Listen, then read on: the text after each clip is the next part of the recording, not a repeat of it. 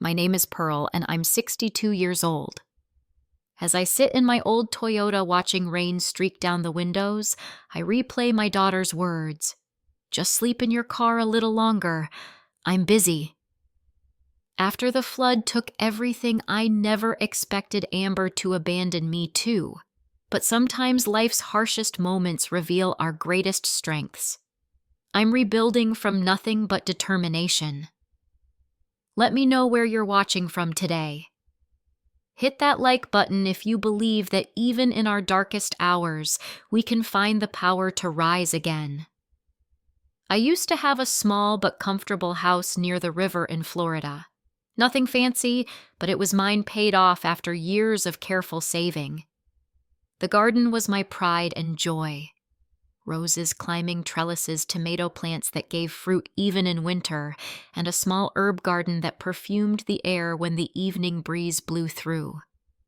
Frank, my husband, passed away 8 years ago from pancreatic cancer. It was quick and brutal, leaving me alone at 54 to figure out life without my partner of 30 years.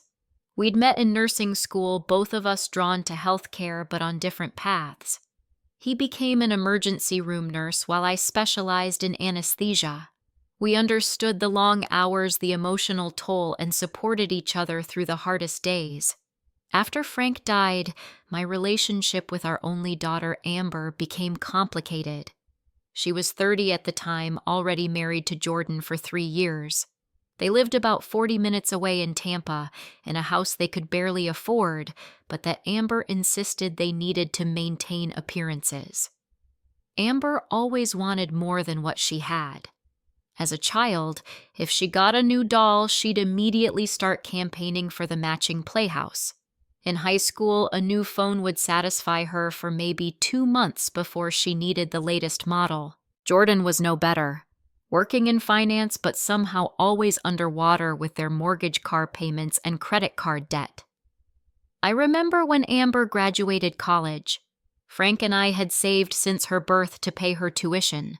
When she announced her engagement to Jordan the following year, they planned an extravagant wedding that cost over $40,000. Frank was already sick, but we dipped into our retirement savings to help. "It's her special day," Frank had said, though I caught him staring at the decimated retirement account with worry in his eyes. Before retiring, I spent 35 years as a nurse anesthetist. The work was demanding but fulfilling, and the salary allowed us to live comfortably while saving for the future. Frank and I were always careful with money, having both grown up in families that struggled. We wanted security for ourselves and for Amber. After retirement, I found joy in simple pleasures. My morning coffee on the porch watching the river, tending to my garden, book club meetings with my friends Nancy and Lori every Thursday. We'd been meeting for 15 years, the 3 of us widows now finding comfort in literature and each other's company. I never thought much about flooding, even living near the river. Our house had stood there for 40 years without issue. The previous owners had built it on slightly elevated ground. The weatherman started talking about the approaching hurricane 5 days before it hit. Most locals shrugged it off. We'd had hurricane warnings before that amounted to nothing more than heavy rain. This time was different. 3 days before landfall, the storm strengthened to Category 4. Still, evacuation orders hadn't come for our zone. I remember going to the grocery store, finding shelves already stripped bare of water and non-perishables. I managed to grab some canned goods batteries and a case of water that someone had abandoned in the cereal aisle. The evacuation order for my neighborhood came just 24 hours before the hurricane was due to hit. By then, traffic was already backed up on the highways heading north. Gas stations had lines stretching for blocks. I packed what I could into my Toyota Camry: clothes, important documents, medication, a few photos of Frank and our family, and my mother's antique silver locket. As I locked my front door, I had a strange feeling I wouldn't see my home again. I took one last look at the garden Frank and I had tended together for decades. The roses were in full bloom, oblivious to the coming devastation. The hurricane hit with a fury I'd never witnessed before. I had managed to drive to a shelter at a high school about 30 miles inland. Hundreds of us huddled in the gymnasium listening to the wind howl and the rain pound against the roof. Some prayed, others wept quietly. Many stared blankly ahead. Through the night, emergency alerts buzzed on our phones. Flash flood warnings. Dam overflow warnings. Roads closed. The power went out around midnight, leaving us in darkness except for emergency lights running on generators. By morning, the wind had calmed, but the real disaster was just beginning. Water levels were rising rapidly as rivers and canals overflowed. The shelter coordinators announced we needed to evacuate to higher ground. In the chaos that followed, I managed to get to my car and join the caravan, heading to another shelter further from the flood zone. As we drove, I saw the devastation. Houses underwater up to their roofs, cars floating down what used to be streets, people being rescued by boats from second-story windows. It was apocalyptic. I couldn't return home for 3 days. When authorities finally allowed residents to check their properties, I drove back with a knot in my stomach. The river had swollen beyond recognition, carving a new path through our neighborhood. Where my house once stood, only the roof was visible above murky, debris-filled water. Everything was gone. The garden. The porch swing Frank had built. The kitchen where I'd taught Amber to bake cookies. 35 years of memories submerged in muddy water. I pulled over and sat in my car for hours watching rescue teams and boats navigate what used to be my street. The reality hadn't fully sunk in yet. I was homeless at 62. My retirement nest egg had been modest with the house as my main asset. Now what? That first night sleeping in my car in the Walmart parking lot was surreal. I reclined the driver's seat as far as it would go, but sleep wouldn't come. I kept thinking this was a nightmare I'd wake from. By morning, my back ached, and reality had settled in like the mud covering what remained of my neighborhood. The next few days were a blur of FEMA registration lines, insurance claim forms, and searching for public showers and bathrooms. I learned my homeowner's insurance wouldn't cover most of the damage since it was flood-related. The separate flood insurance I'd maintained would only pay about $120,000, far less than what I'd need to rebuild in the same area where property values had been climbing steadily. I tried calling Amber the day after seeing my house. She didn't pick up. I left a voicemail explaining everything was gone and asking if she could call me back. 3 days passed before she responded with a text. "So sorry, Mom. Crazy busy at work. Let me know if you need anything." Need anything? I needed a place to sleep that wasn't my Toyota. I needed a shower that didn't require quarters. I needed my daughter to act like she cared that her mother was homeless. After a week of sleeping in my car using the YMCA for showers and spending days in the public library to escape the Florida heat, I called Amber again. This time she answered. "Hello." Amber sounded distracted, the clatter of keyboards and office noise in the background. "Amber, it's Mom." My voice cracked slightly. I was sitting in my car parked outside the library where I'd been using the Wi-Fi to research housing options. "Oh, hi, Mom. Can I call you back? I'm heading into a meeting." "Amber, please. I need to talk to you now. The flood took everything. My house is completely destroyed." A pause. "Yeah, I saw your text. That's terrible. Did insurance cover it?" "Some, but not enough to rebuild." "Amber, I've been sleeping in my car for a week now." Another pause, longer this time. "Mom, that can't be safe at your age. Don't you have friends you can stay with?" Nancy's daughter and grandkids moved in after they were evacuated. Lori's house was damaged too. She's staying with her sister in Orlando. I took a deep breath. I was hoping I could stay with you and Jordan, just until I figure things out. The silence stretched uncomfortably. Amber. Mom, our place is really small, and Jordan's parents might be visiting soon. Plus, we both work such long hours we're barely home. I don't need much space. Just a couch, maybe. I could help around the house. I don't think it would work, Mom. We're just so busy with work right now. Jordan's up for promotion and I'm managing this huge project. My throat tightened. I understand you're busy, but I'm talking about having nowhere to live. Can't you just sleep in your car a little longer? I'm really busy with this deadline. Maybe check into a hotel. I nearly dropped the phone. A hotel, Amber, I'm trying to conserve what little money I have. I lost everything. You always taught me to be independent, Mom. Her voice took on that patronizing tone she used when she thought she was being clever. Didn't you and Dad have savings? We did. We spent a large chunk of it on your college and your wedding. Remember? The rest is what I've been living on since retirement, and now I need to stretch it much further than I planned. Well, I can't solve all your problems, Mom. You need to figure this out. Jordan and I are finally getting our finances on track, and we can't take on another expense right now.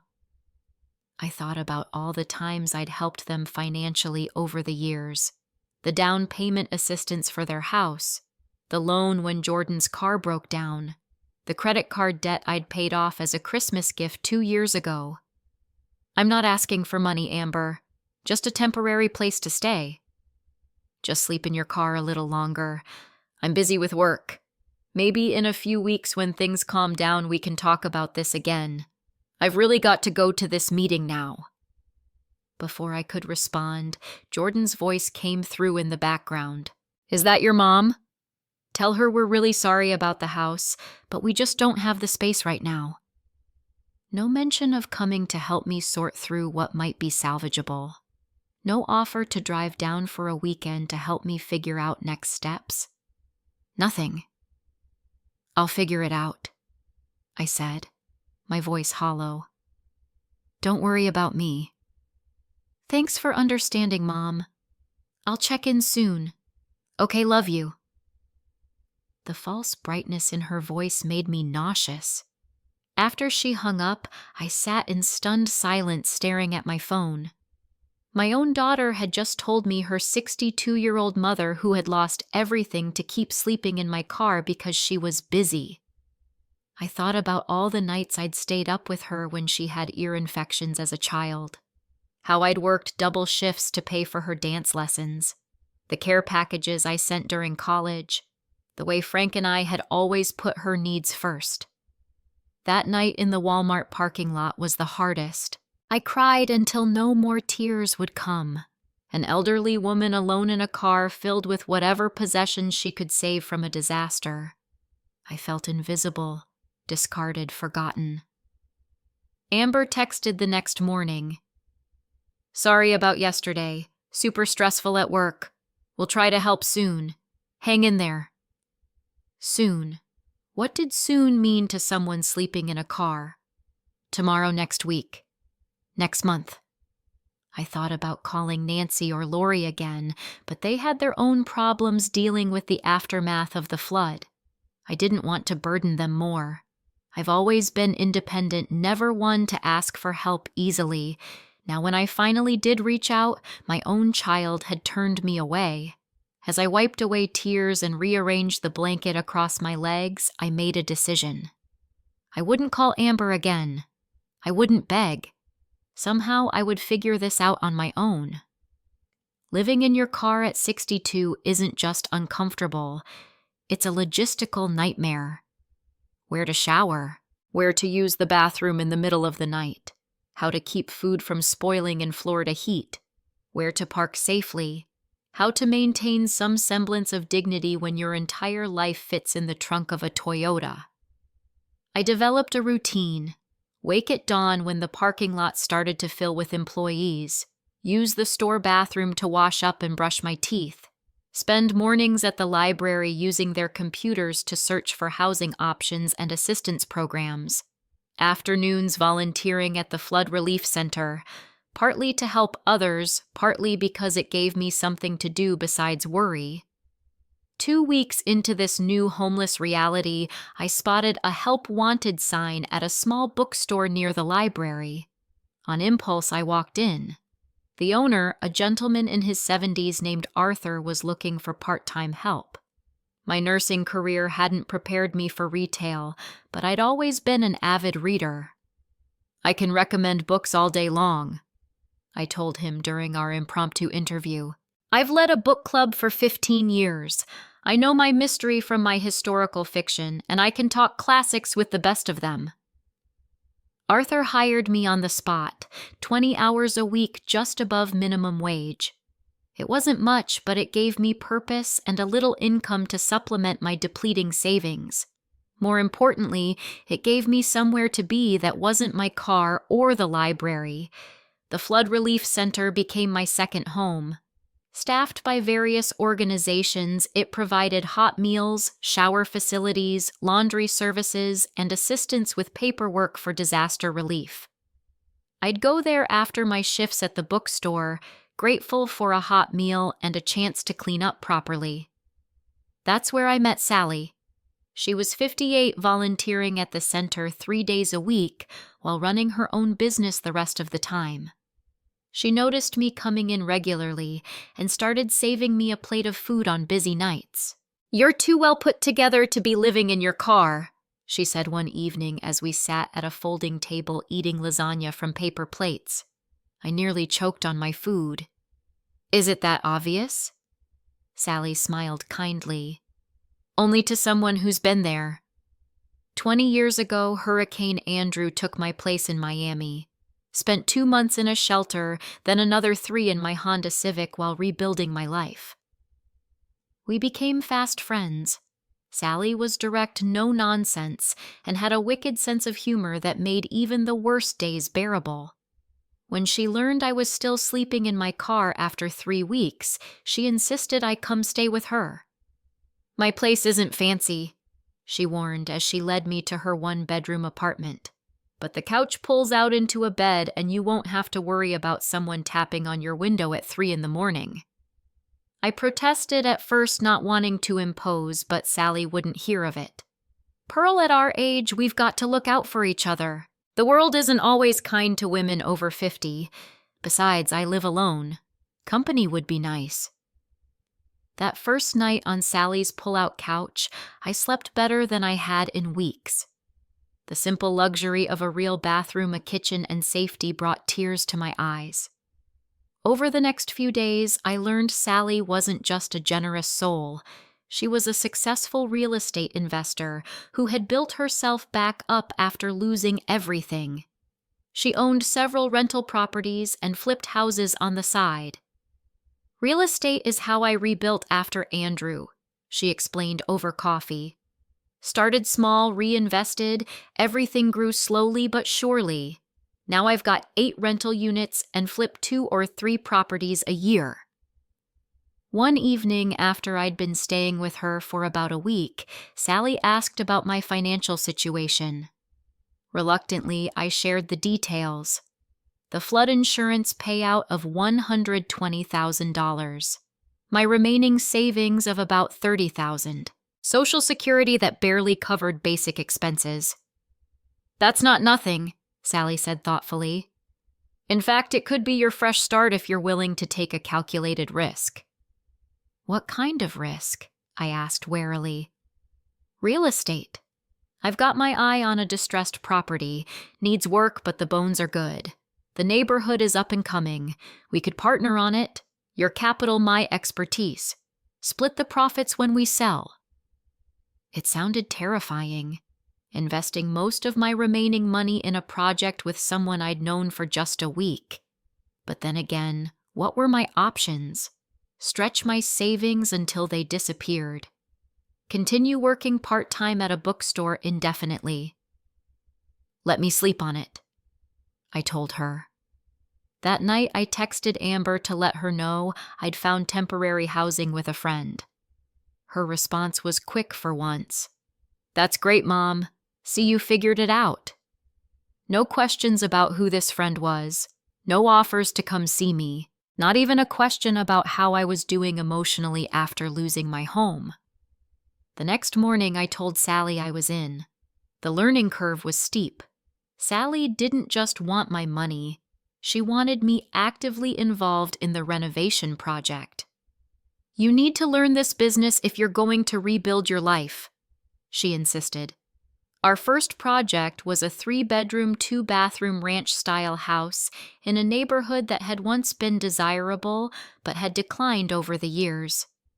Young families were starting to move back in, attracted by the larger lot sizes and relatively affordable prices. The house needed everything: new roof, updated electrical, modern kitchen and bathrooms, flooring throughout. The estimate for repairs was $75,000 on top of the purchase price of $110,000. "We're all in at $185,000, Sally calculated.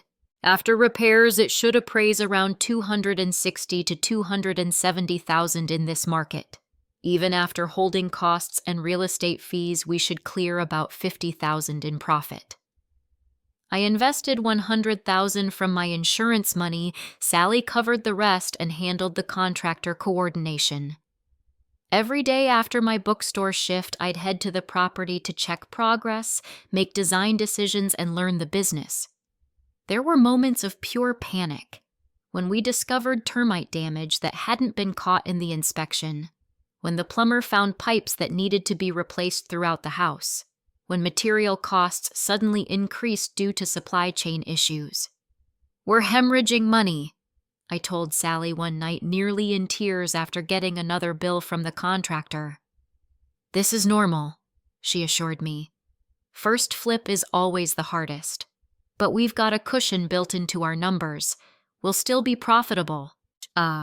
The skills I developed as a nurse anesthetist transferred surprisingly well to project management.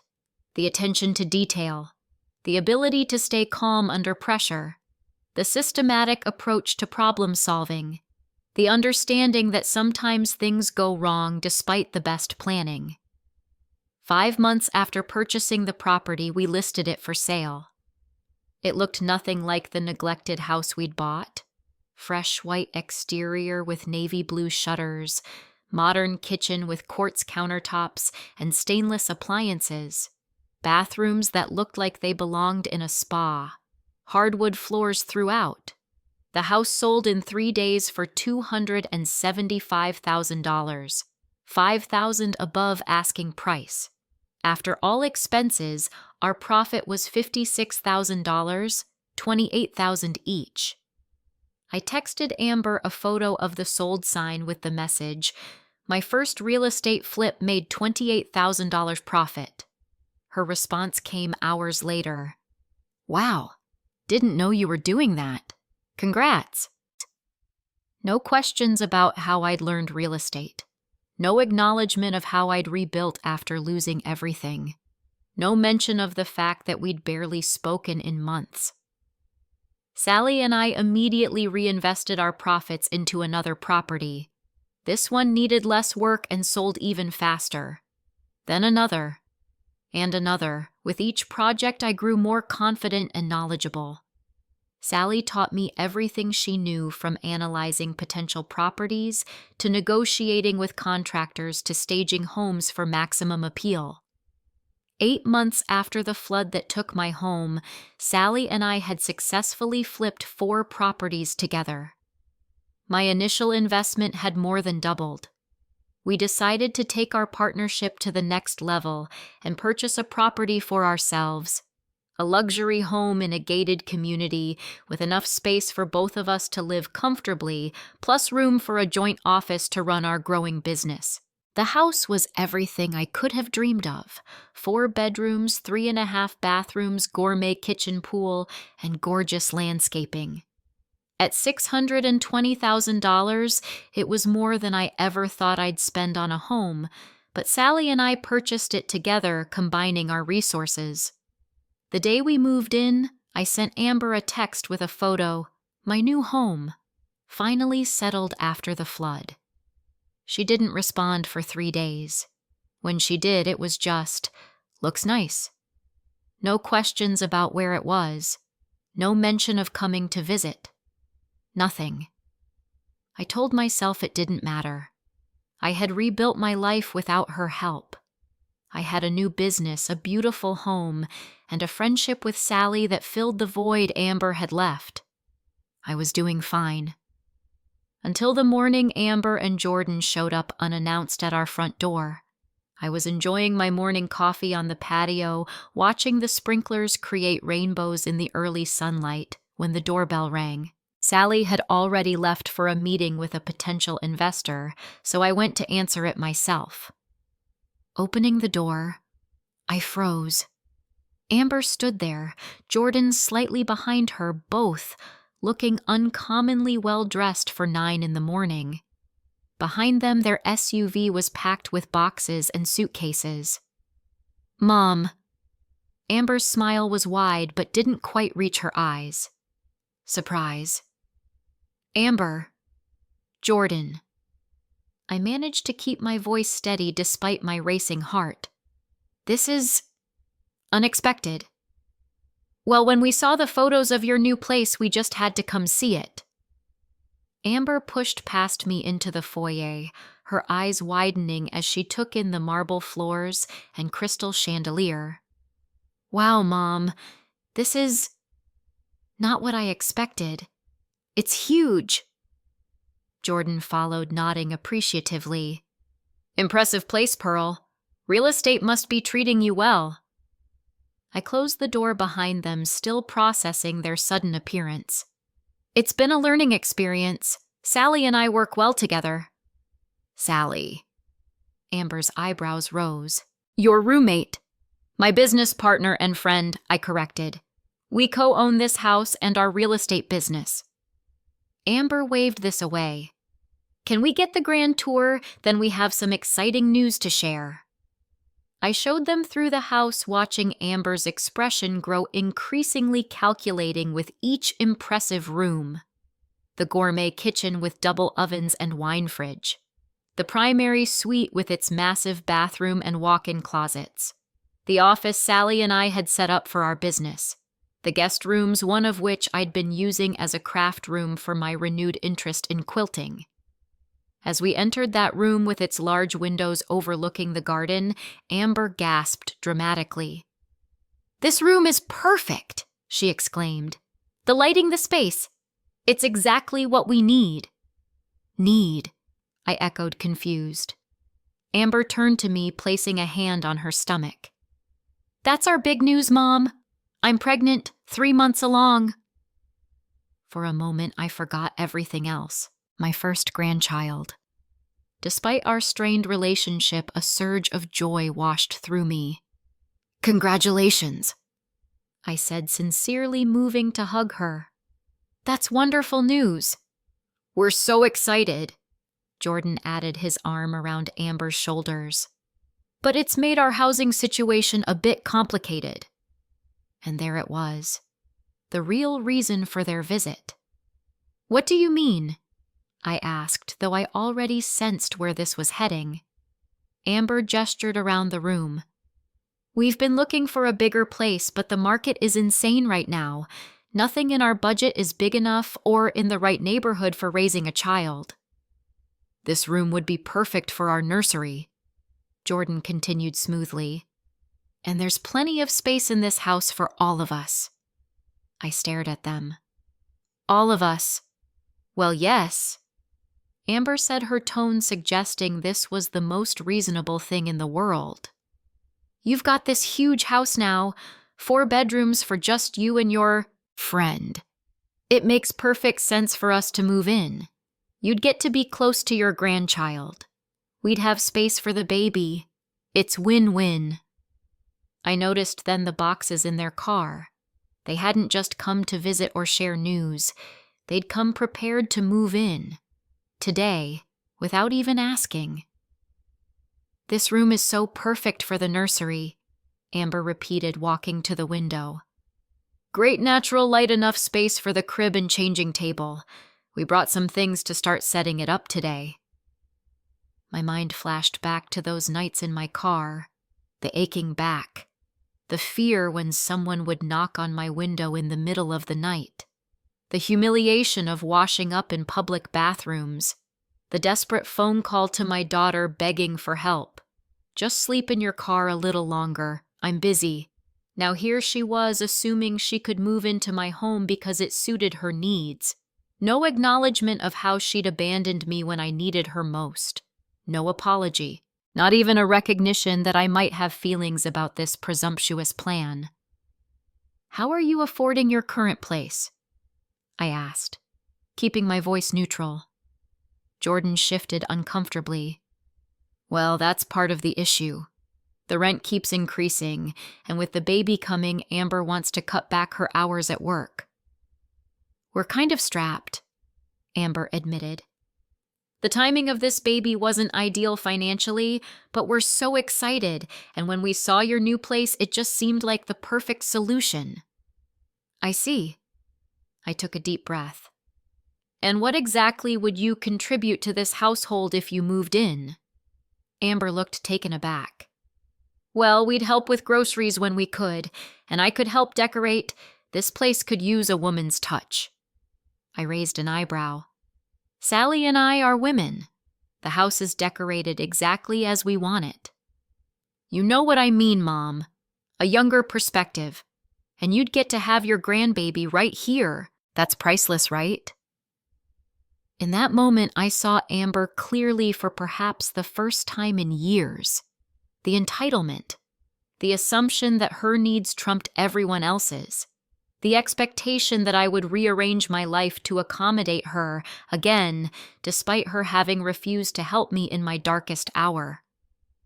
Amber, I said quietly, I think you should take those boxes back to your car. Excuse me. Amber's smile faltered. You need to take your boxes back to your car. I repeated more firmly this time. You're not moving in. Amber laughed nervously. Mom, be reasonable. This place is huge. You don't need all this space. That's not the point. This is my home. Mine and Sally's. We bought it together for our needs, which include running our business. Jordan stepped forward. Pearl, we understand it might seem sudden, but with the baby coming... Stop. I held up my hand. 8 months ago, I called you after losing everything in the flood. I was sleeping in my car at 62 years old. I asked for a temporary place to stay until I could get back on my feet. Amber's face flushed. Mom, we were really busy then. Too busy to help your homeless mother, but not too busy to show up unannounced, expecting to move into my home. That was different, she protested. We didn't have space then. And I didn't have a house at all. My voice was calm but firm. I needed shelter and support during the worst crisis of my life, and you told me to sleep in my car a little longer because you were busy. Jordan at least had the decency to look embarrassed. We should have done more to help. Yes, you should have. I looked directly at Amber. But you didn't. Instead, I rebuilt my life on my own, with help from a relative stranger who showed more compassion than my own daughter. So this is revenge. Amber's voice rose. Punishing me because I couldn't drop everything when you needed help. This isn't revenge. This is a consequence of your choices. I had to learn to be completely self-sufficient because I had no other option. Now you need to do the same. But we're family, Amber protested. Yes, we are. And families should help each other in times of crisis. But that's not what this is. This is you assuming you're entitled to what I've built after you refused to help me. I walked to the front door and opened it. I love you, Amber. I always will. And I'm thrilled about becoming a grandmother. But you and Jordan need to figure out your housing and finances on your own, just like I had to do. Amber's face contorted with anger. "You're being selfish. What about your grandchild?" "I'll be part of my grandchild's life, but not by having you move in here."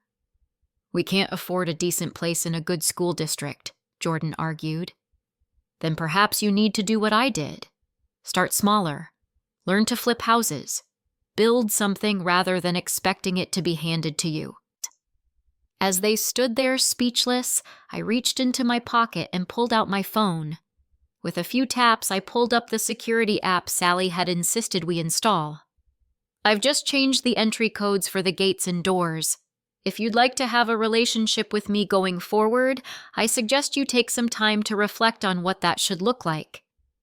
"You're choosing your new friend over your own daughter." Amber's voice broke. "I'm choosing to respect myself and the boundaries I need. Sally saw my worth when I was at my lowest. She invested in me when I had nothing to offer but determination. That kind of friendship is rare and valuable." Tears welled in Amber's eyes. Whether from genuine hurt or frustration at not getting her way, I couldn't tell. "The baby will be your grandchild," she said, one last attempt at leverage. "And I will love my grandchild unconditionally, but that doesn't mean enabling unhealthy patterns in our relationship." I softened my tone. "Amber, you and Jordan need to learn what I was forced to learn. How to be self-sufficient, how to build something from nothing, how to face challenges without expecting rescue." They left reluctantly, the boxes still in their car. I stood in the doorway watching them drive away, a complex mix of emotions washing through me. Sadness for what our relationship had become. Pride in my ability to set boundaries. Hope that perhaps this would be a turning point. When Sally returned home that evening, I told her everything.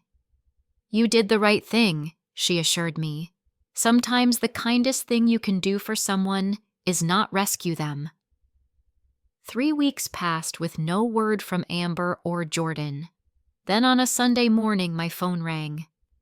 "Mom." Amber's voice was subdued. "Can we talk?" We met at a cafe halfway between our homes. Amber looked tired, but somehow more mature than when she'd shown up at my door. "I owe you an apology," she said after we'd ordered coffee. "A big one. I've been thinking about what you said, about how I left you homeless while expecting you to house me. It wasn't right."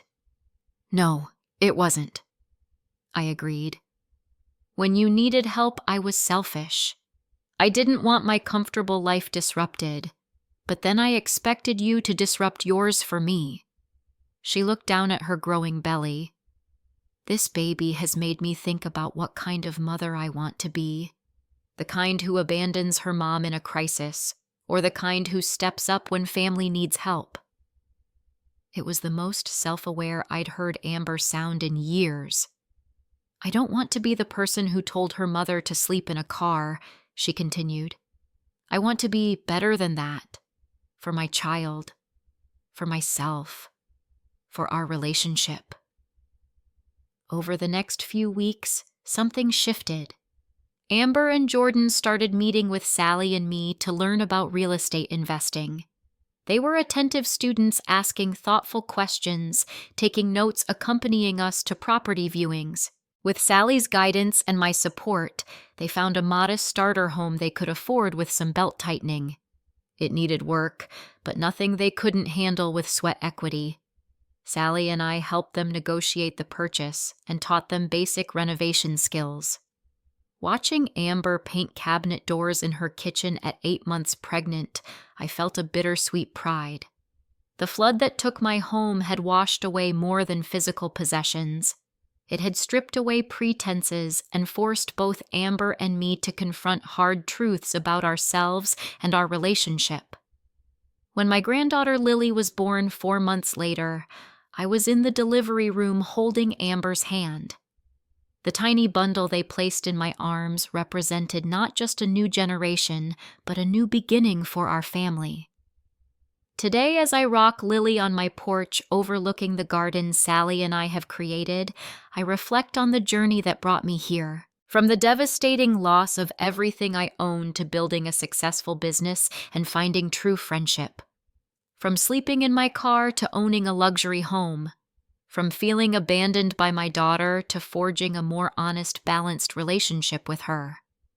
Sometimes the deepest wounds open doors to opportunities we never would have dared dream of.